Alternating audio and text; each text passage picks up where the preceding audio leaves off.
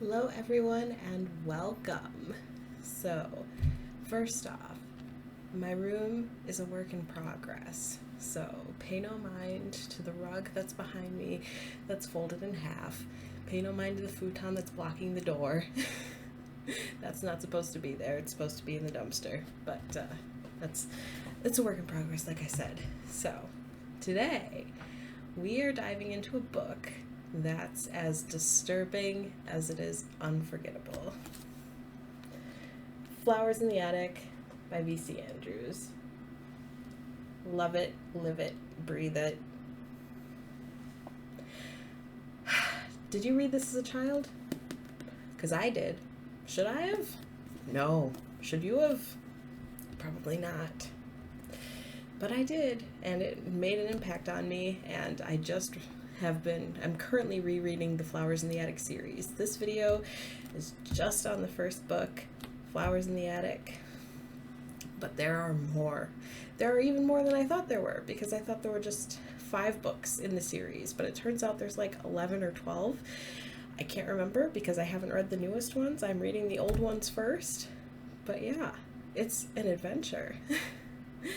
So this novel has stuck with me since I first read it, and I have a lot of thoughts to share about its twisted plot and controversial themes, so let's get started.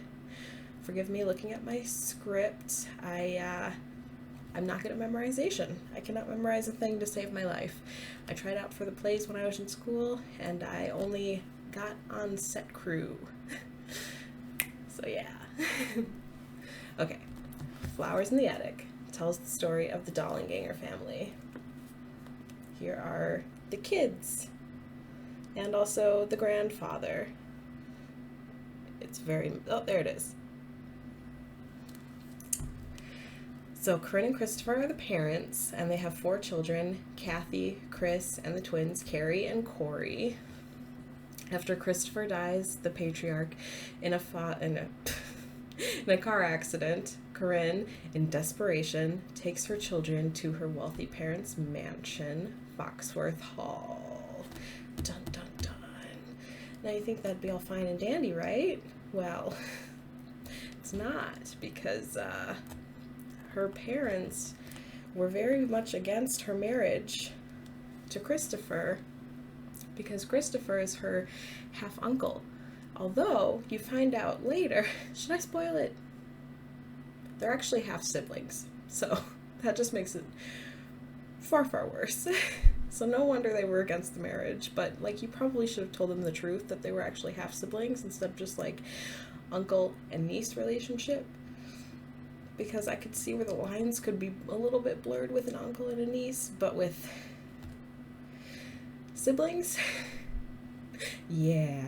So they got married, and they changed their last name to Dollanganger.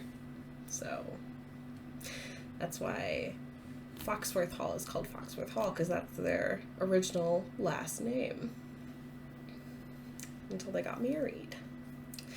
So anyway, Corinne's plan is to win back her estranged mother's favor so that she can be written back into her father's will, which would restore her family's wealth. So she tells the kids, we are going to get rich. I just have to get in my dad's good graces again. I just need you to stay in this room that connects to the attic for one night, maybe a week tops, until I can win back his favor, and then I can tell him about you, and then we'll all be happy and rich, right?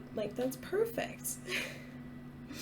So yeah, Corinne's mother, Olivia, insists the children must be hidden in the attic, in a room that's attached to the attic, away from the judgmental eyes of the dying patriarch, the grandfather, who is the ghostly figure on the back of this book.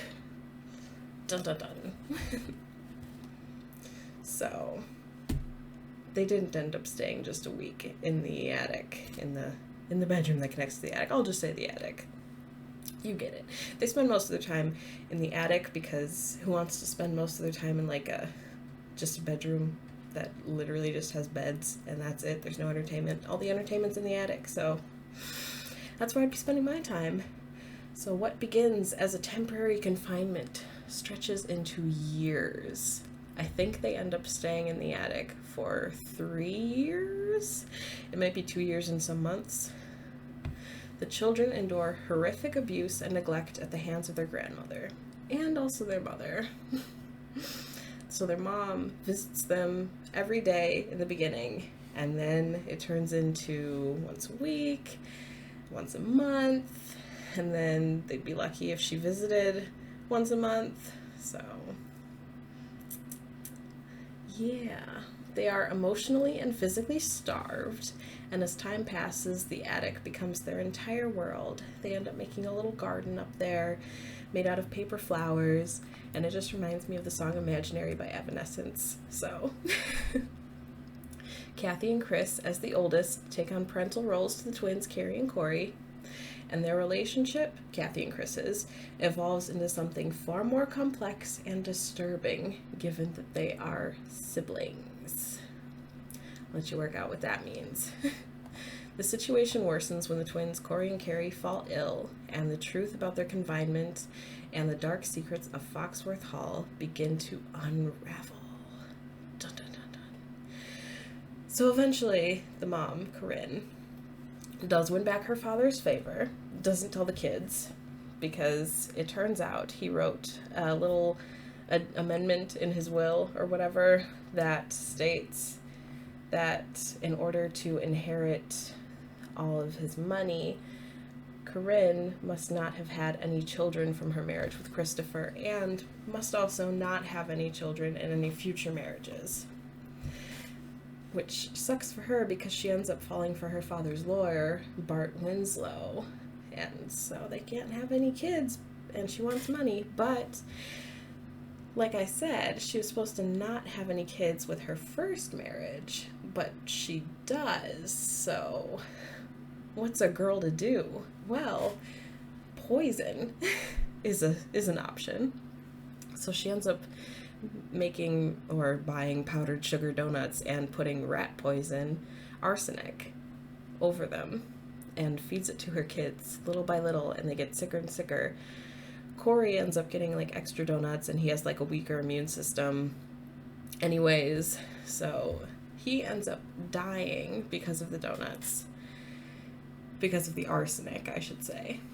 And that is ultimately what makes them, the rest of the kids, decide, hey, we should probably escape. And so they make a key out of wood using a mold of the real key, and they're able to take some money and escape. The three of them. So yeah. One of the most shocking aspects of Flowers in the Attic is the incestuous relationship between Kathy and Chris. Yes, their relationship does turn sexual, which is disturbing. But, I mean, they're both locked in the attic for 3 years. What do you think was going to happen? Especially when they're being told at every turn, do not even look at each other. Do not look at a member of the opposite sex. So yeah, I don't know.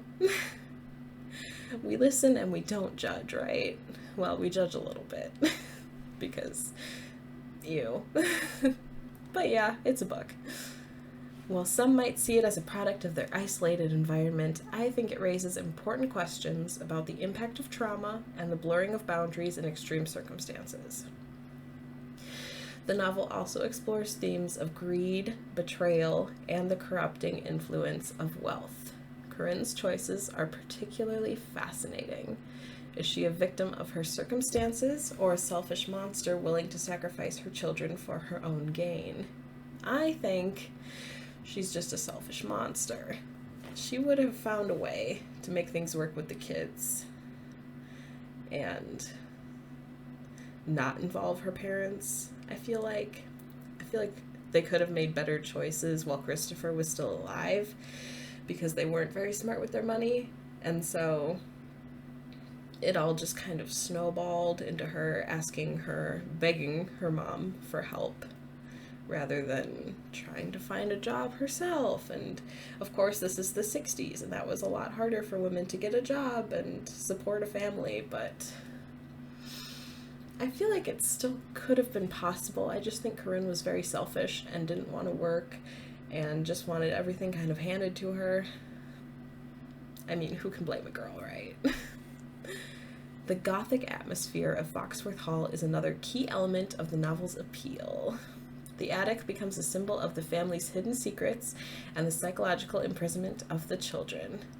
The contrast between the opulence of the mansion and the squalor of the attic highlights the vast disparity between appearance and reality. Good, right? And so, in conclusion, Flowers in the Attic is a dark and disturbing read, but it's also a compelling exploration of human nature under extreme pressure. Whether you find it shocking, thought-provoking, or simply a guilty pleasure, there's no denying its impact on popular culture. What are your thoughts on Flowers in the Attic? Let me know in the comments below. Have you ever read the book? Have you ever watched the movies? There are two for Flowers in the Attic. There was the original one made in the 1980s, I believe, and then there was one in 2014, I think. Lifetime made it. Lifetime also went on to make movies for the next 3 books in the series, so there are 4 movies in total. I have watched the first 2. The second one definitely doesn't follow the book, but the first one is pretty close. It does as well as it can, fitting a over 400-page book into a, I don't remember how long the movie is, but under 2-hour long movie. But yeah, what do you think about it? Have you ever read it? Have you ever watched it? I've done both. Should I have? I don't know.